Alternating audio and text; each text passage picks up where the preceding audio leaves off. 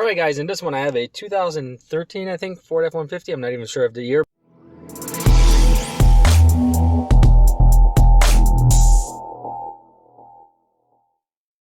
So, what we're going to be doing is checking a misfire onto this vehicle. This vehicle comes from another shop.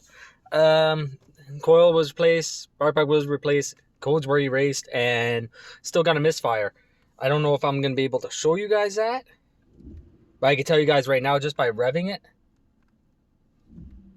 I can feel the misfire. So for this one, it's going to be a little bit different. I'm not using the hotel. I am going to use the V-Pecker. And the only reason is because I'm still waiting for a screen for my hotel. So we'll take 2013. We'll go with that. And it's 3.7. So this is the V6. Okay. And we're going to go diagnose. We're going to go auto scan. And now it's going to go through and it's going to connect to all the modules that are onto it. And I will bring you guys right back. Alright, so I'll scratch using the V-Pecker for that because it's not even giving me the engine. The ECM for some reason. Oop, don't want that. So what we're going to do real quick, I'm just going to click out of here real quick. Let's go into diagnose. Let's go OBD. Let's check and see if we can get anything out of the OBD side. Apparently they said it was a cylinder number 3 misfire and it just keeps returning. So that's what we're going to go check right now. And this is a hard miss, guys. Oh, yeah. So, not supported, off. Sort 0. Let's go see what we can find here.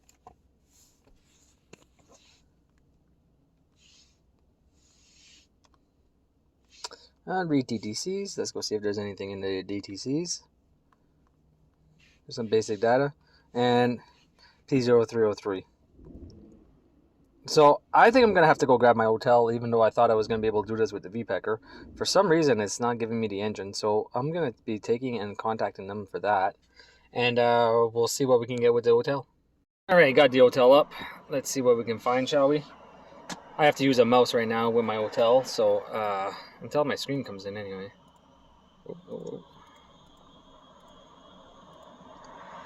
Diagnostics, VIN, auto detect. Load it up. Ford USA.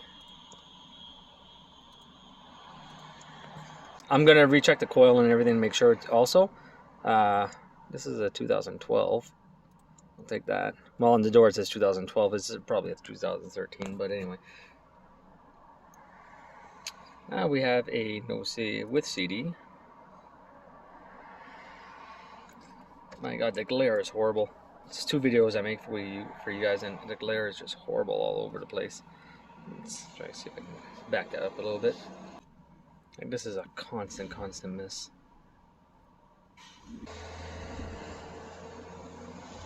And I felt it as soon as it started up too. It was a really rough start. Like, it started quick, but it didn't start smooth. Let's go diagnosis. Let's go control unit. I already scanned the other systems. There wasn't a few codes, but nothing in particular for the engine. So let's go read the codes. Retrieve commanded continuous DTCs. Should have at least 1 in there. So where was I going a while ago? Yeah. So I'm either going towards a fuel issue on that cylinder, maybe air causing the misfire, or we might be dealing with something that's in cylinder. But let's do some preliminary checks first, and we'll go from there. I'm going to go and verify that number 3 spark plug and coil was actually changed before I go any further. So as we can see, we got a misfire in cylinder number 3. Check engine is still off. It'll probably come on after. 1316, like I said, misfire detected on startup, and we have a pending misfire. So let's escape that. Let's go into the live data for a minute. I can't remember if Ford gives you live data on misfires.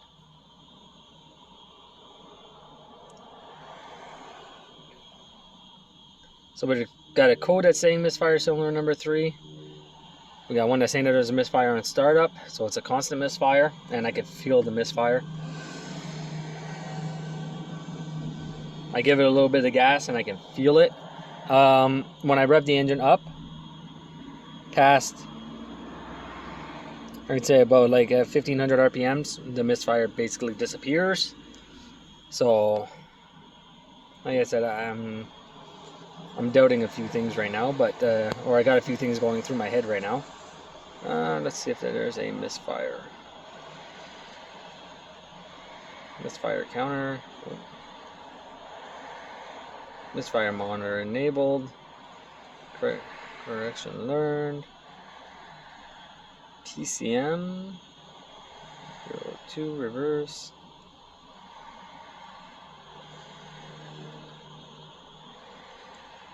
I'm not gonna spend too much time on this if I don't see anything. No. Alright, let's back out of this for a minute. We're gonna exit this. We're gonna go look at some I think it's mode 6, if I'm not mistaken. AOBD. Yes, I know I haven't updated my system yet. Haven't needed to really, even though there are some nice little updates that came out with the hotel system, but auto scan.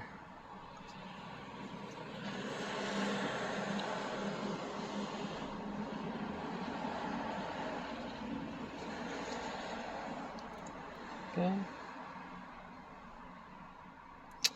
We got on mode 6. Let's go check and see.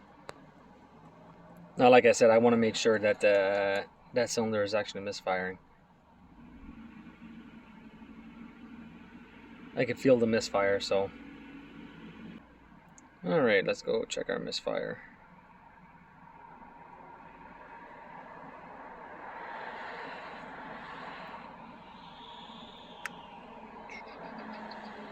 Should be getting to it soon. Misfire A1, A2, A3, A4. A3 is what we wanted, right? Yeah. So, yeah. Pretty sure we are going to be dealing with cylinder number 3. So what I'm going to do right now is bring this car in and then we'll go from there.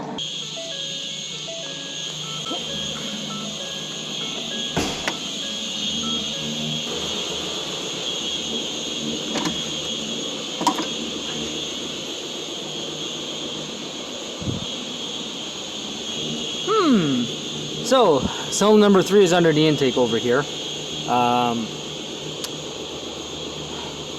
Did they really change the spark plug and the coil? Alright, let's go ahead and I just grabbed an inspection camera real quick. My hotel, I don't know if you guys knew, but it kind of fell on the floor and smashed everywhere, so I picked up this little guy, which is pretty cool. It has a camera on the side and it has a camera on top. So it seems to work out pretty well. It is in HD, so it says 1080, but that's questionable. So let's go in, let's go check, make sure that everything looks good. Alright, so let's check this one. This one has some crusties onto it, so that one's good. They went and that one looks like if it was replaced also, not that long ago, compared to the other one. And you can see the back one, I don't know if you guys go pick it up, but the back one is replaced, so it is new. So the intake was taken off, they did replace it. So now what does that leave? I'm still going to be checking my primary firing line. Or actually, no, I think I can get underneath with my probe. So yeah, I think that's what we're going to do right now, is that I'm going to go grab a probe, my ignition probe, and grab the scope. We're going to take and hook up the scope to the top of the ignition coil and see if we can't get a pattern out of that to get the secondary firing line, or the secondary ignition waveform, I should say, not firing line. Then after that, I think we are also going to hook up to the number 3 injector to see what is going on with that. Then after that, well, we're going to be either going in cylinder or tackling something else, because there's something going on with that cylinder for sure. So everything's leading to there, but let's go and make sure. All right, show you guys where I'm going right now. Right now I am up at the PCM because I can't get to the harness underneath or onto the side. So number 5 right here, 1, 2, 3, 4, 5. This wire right here, this violet gray, is my injector number 3. So that's where I'm going to be plugging in up at the PCM. It's just really easy to access. I got one little connector and everything was right there. So that's where we're going to be going for that one. Now, after that, we have to take and get my ignition probe, and we're going to see what is going on with the secondary ignition waveform onto coil number 3 also. But I really want to see what's going on with the control of that injector also at the same time. So that's where we are right now, and I'll be right back. All right, thought I'd bring you guys along, show you guys what I did right so far. So far I have channel 1 hooked up onto my injector number 3. I am grounded directly at the battery. Next, this is the little ignition, secondary ignition waveform probe that we are going to be using. It's a Handtech. It was fairly cheap. It was about like $60 or $70, so really it was a no-brainer to buy it. Now we're going to go in and we're going to set up our scope. We got to turn on our channel B. Our channel B is going to be for our secondary ignition waveform. We're going to take this, we're going to set this up to 20 volts. 20? Yeah, 20 should be okay. What do you want? No. We'll set it up a little bit higher just to make sure. We'll set it up to 50 volts. And we'll go in DC is perfect. Auto. Nope. Probes. See if we have any ignition probes. I don't think we do on this one. No, we do not. So we'll just go at a times 1, and we'll adjust as we go along. That's all. Milliseconds. I want to put this onto a 1 second base. I want to try to catch as much as possible, and then we can pause and zoom in. We'll put it up to 10 megasamples so I get a nice clear picture. And from there, what I'm going to do right now is I'm going to go and I'm going to start the vehicle, and we'll see what happens. Oh. So, I kind of jumped the gun on you guys. I forgot to press my record button to start with. And I thought I was recording my screen, and I wasn't, so I kind of lost all that footage. But basically what was ending up happening is that there was a lot of distortion onto the primary ignition waveform. So the secondary, it was showing me that there was an issue, like if the spark wasn't completing itself. And on top of that, the primary side was also showing that there was like the spark wasn't traveling in the direction that it was supposed to go. And what ended up happening is that I also took and I checked the injector. The injector was working as intended. There was nothing, no short injector or anything there. When applying the gas, everything was working properly. So I decided to go with what the primary and secondary ignition waveform was showing me, and it was showing me that there was an incomplete spark or burn that was happening. So from there, what I decided to do was, because they already changed the coil and they already changed the spark plug, I decided to actually go and remove the intake, as you guys can see. And once I removed the intake, I removed the coil. And after I removed the coil, I just looked down with my endoscope, borescope, whatever you want to call it, real quick, at the spark plug. And this is what I seen. I don't know if you guys can see that line. That is a crack in the porcelain, and there is another one.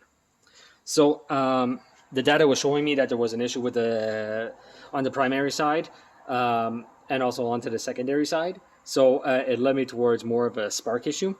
Now, that's not to say that there couldn't have been an in-cylinder issue, but on this one right here, with the data that I was getting, it was leading more to a secondary issue. It was leading me more towards like a carbon track onto the spark plug, or maybe a cracked porcelain, and this one is obviously a cracked porcelain. So, I really wish I would have got that on video for you guys. It would have made a really nice video.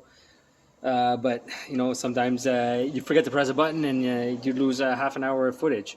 It would have been a nice one, but it is what it is at this point. So that's it. I don't even know if I can. No, I didn't even save it. No, and this has been running for too long, so it would have been nice. I forgot to save it too. So yeah, so that's it for this one. Hope you guys enjoyed it. Thanks for watching.